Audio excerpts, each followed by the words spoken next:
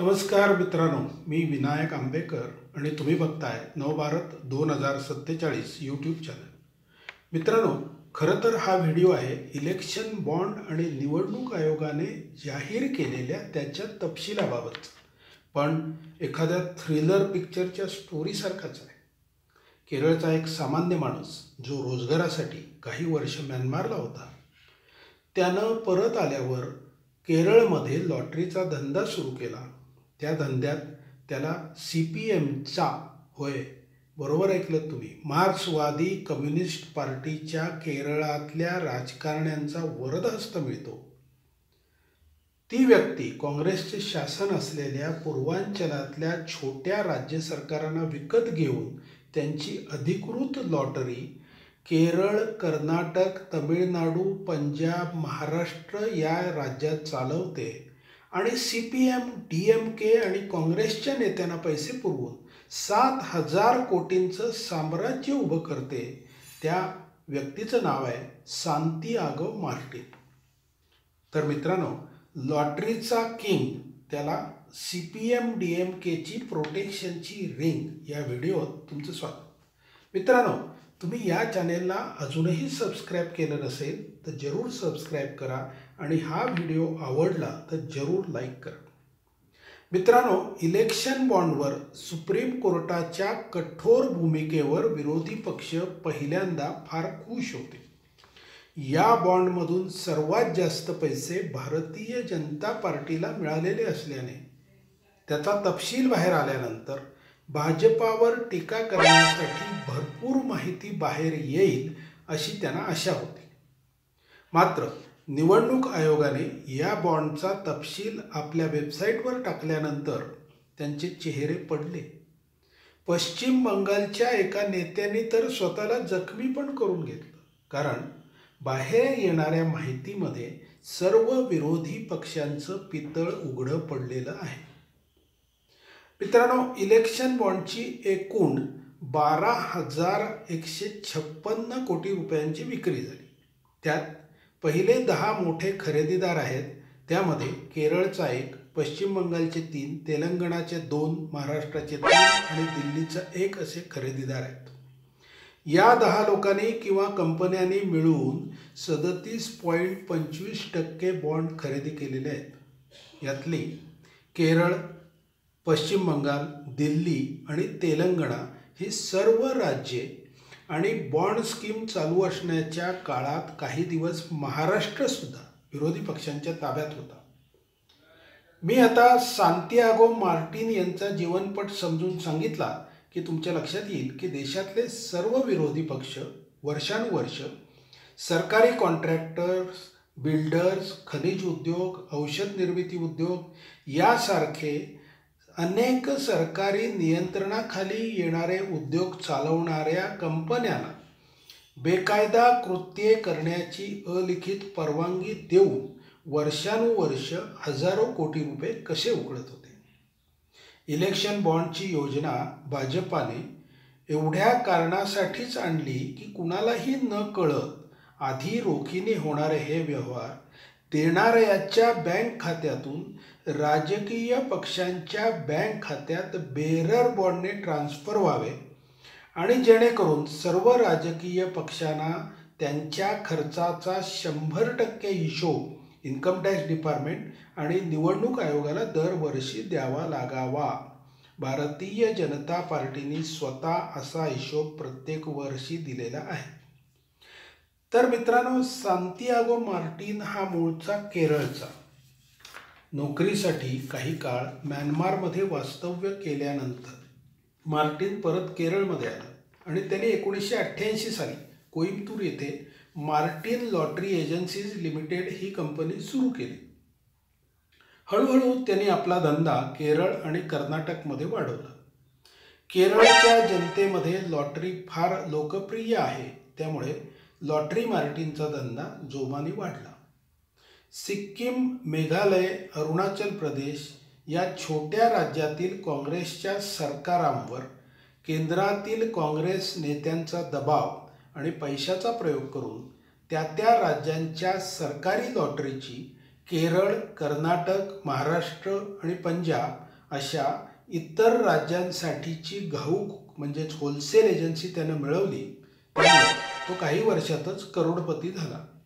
या सर्व काळात त्यानं CPM, काँग्रेस आणि DMK या राजकीय पक्षांच्या नेत्यांशी घनिष्ठ संबंध प्रस्थापित केले आणि त्या पक्षांना कायम भरघोस आर्थिक मदत दिली. मात्र मुळात गुन्हेगारी वृत्तीचा असल्यानं मार्टिननी या नेत्यांच्या पाठिंब्यावर सिक्कीम, मेघालय, अरुणाचल यासारख्या छोट्या राज्यांना फसवायला सुरुवात केली. 2008 साली सिक्कीम सरकारनं त्याच्यावर 4500 कोटी रुपयांचा फ्रॉड केल्याची केस दाखल केलेली होती. त्यावेळेला CBIची एन्क्वायरी पण सुरू झाली. त्यावेळी केरळमधील CPM पक्षाच्या नेत्यांना भरपूर पैसे देऊन मार्टिन त्या केसमधून वाचला होता. त्यावेळी केरळमधील CPMमध्ये 2 गट पडलेले होते. त्यांच्या आपसातील भांडणामुळे मार्टिनचे काही आर्थिक व्यवहार जगासमोर आले. CPMचे मुखपत्र देशाभिमानीला मार्टिनने चेकने 2 कोटी रुपये देणगी दिलेली होती. पक्षातील विरोधी गटाचे नेते VS अच्युतानंदन यांनी पक्षप्रमुख पिनयारी विजयन यांच्यावर जाहीर आरोप करून ही लाच का घेतली असा जाब विचारलेला होता. मात्र मार्टिनने CPM, काँग्रेस आणि DMK नेत्यांना देत असलेली प्रचंड आर्थिक मदत व लाच माहिती असल्याने हे 2 कोटी रुपये किरकोळ आहेत अशी कॉमेंट देखील त्यांनी केलेली होती. केरळमध्ये लॉटरीचा व्यवसाय किती प्रचंड जोमात चालतो हे केरळ सरकारला लॉटरीपासून मिळणाऱ्या टॅक्सच्या रकमेवरून लक्षात येतं. 2011 साली लॉटरीवरच्या टॅक्समधून केरळ सरकारला 557 कोटी रुपये उत्पन्न झालं होतं. हेच उत्पन्न 2015 साली 5696 कोटी तर 2020 साली 9974 कोटींवर पोचलेलं होतं. आपल्या राजकीय वरदहस्ताचा उपयोग करून मार्टिन लॉटरी विक्रीत अनेक गैरप्रकार करत असे. त्यामुळे त्याचं स्वतःचं उत्पन्न यापेक्षा कितीतरी पटीनं जास्त होतं. या पैशाच्या जोरावर मार्टिननं हॉटेल, रिअल इस्टेट या क्षेत्रात देखील प्रवेश केला. हळूहळू पैशाच्या जोरावर मार्टिननं तामिळनाडूमध्ये देखील आपल्या धंद्याचा विस्तार केला. 2011 साली तामिळनाडूचे मुख्यमंत्री M. करुणानिधी यांनी लिहिलेल्या एका कथेवर आधारित इलयग्नन हा चित्रपट काढण्यासाठी मार्टिननं 20 कोटी रुपये खर्च केलेले होते. करुणानिधी यांच्यानंतर जयललिता यांची सत्ता आल्यावर मात्र त्यांनी मार्टिनला गुंडाज ॲक्ट खाली अटक देखील केलेली होती. दरम्यानच्या काळात उत्तरांचलातील राज्यांनी केलेल्या तक्रारीवरून मार्टिनची CBI चौकशी पण सुरू होती. पण UPAच्या काळात मार्टिनने DMK आणि काँग्रेस नेत्यांना निधी पुरवून त्या चौकशा प्रलंबित केलेल्या होत्या. मार्टिनवर झालेल्या कारवाया जर पाहिल्या तर 2007 साली कर्नाटकमध्ये अवैध लॉटरी चालवल्यामुळे त्याच्यावर छापे टाकले होते. 2008 साली त्याच्यावर सिक्कीम सरकारने 4500 कोटी रुपयांचा फ्रॉड केल्याची तक्रार दाखल केली होती.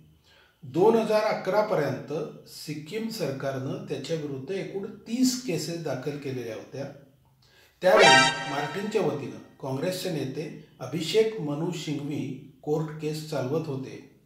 त्यानंतर केरळचे मुख्यमंत्री व CPM नेते आणि मार्टिनचे जवळची व्यक्ती पिनयारी विजयन यांचे निकटवर्तीय M.K. दामोदरन हे मार्टिनचे वकील होते. CPM, DMK आणि काँग्रेस नेत्यांच्या संरक्षणामुळे केरळ सरकारने मार्टिनवर जरी अनेक केसेस दाखल केल्या असल्या तरी मार्टिनला फारशी अटक कधी झाली नाही.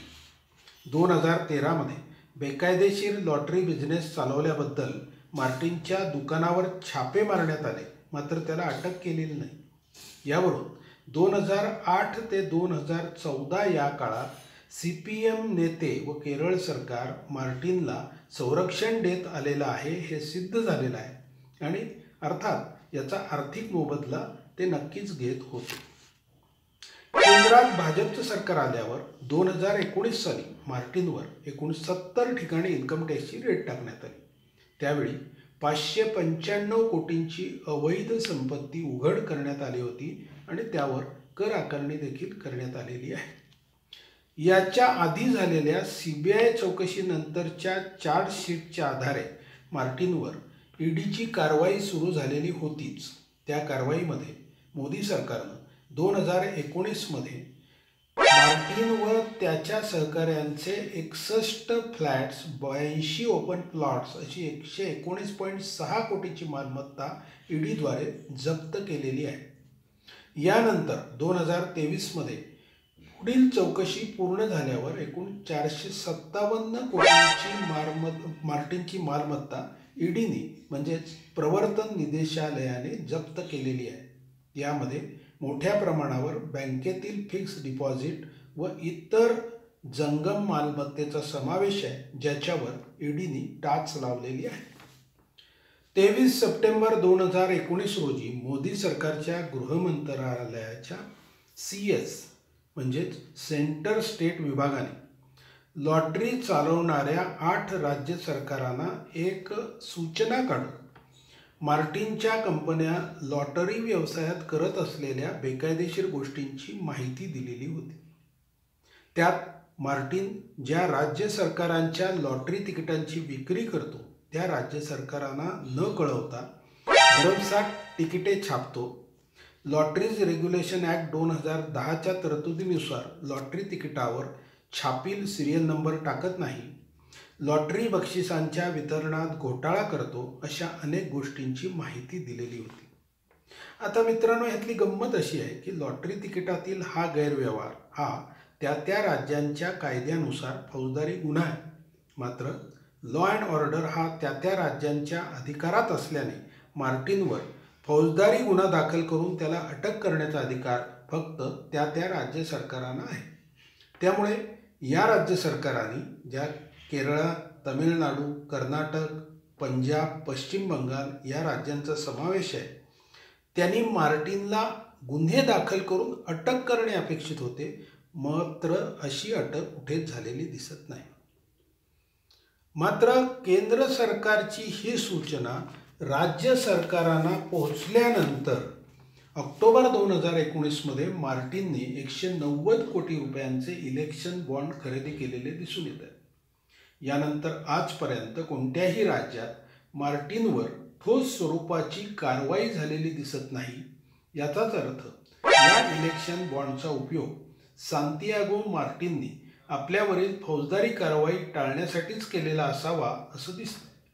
हे सर्व बॉन्ड मार्टिनने future gaming and hotel services private limited या त्याच्या कंपनीद्वारे खरेदी केलेले आहेत.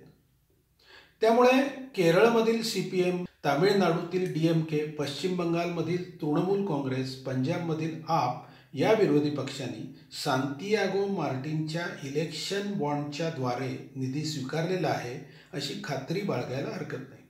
मित्रांनो, मिळालेल्या अर्धवट माहितीवरून भाजपला बदनाम करण्याचा जो केविलवाणा प्रयत्न काही प्रसारमाध्यमं करताना दिसत आहेत, त्यासाठीच हा व्हिडिओ आहे.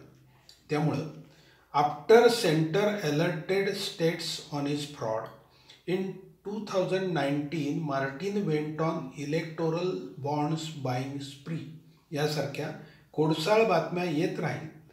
त्या मागचा खरा अर्थ समजावून सांगण्यासाठीच हा व्हिडिओ मी केलेला आहे. मार्टिनच्या प्रकरणात 2 गोष्टी स्पष्टपणे दिसतात. पहिली, 2008 ते 2024 पर्यंत मार्टिनला कायद्याच्या चौकटी बाहेर जाऊनचे protection CPM, Congress, DMK, Trinamool Congress, AAP यांनी दिलेलं आहे. आणि दुसरी, मार्टिनच्या सर्व गुन्ह्यांची सखोल चौकशी करून त्याच्यावर 900 कोटींच्या भ्रष्टाचाराचा गुन्हा आणि FIR दाखल करून त्याची 457 कोटींची मालमत्ता जप्त करण्याचं काम ईडीने मोदी सरकारच्या द्वारा केलेलं आहे. त्यामुळे या प्रकरणात भाजपाची नियत साफ आहे. विरोधी पक्षांनी आपल्या निष्क्रियतेबद्दलचं उत्तर आता द्यायचं आहे. मित्रांनो, या इलेक्शन बॉन्डबाबत वेगवेगळ्या प्रादेशिक पक्षांनी प्रचंड गडबडी केलेल्या आहेत. त्यात काँग्रेस, तृणमूल काँग्रेस, BRS, DMK सर्व विरोधी पक्ष आघाडीवर आहेत. याबाबतची माहिती मी पुढील काही व्हिडिओत देणार आहेच. मात्र या व्हिडिओत इथेच थांबतो. जय हिंद, जय सियाराम.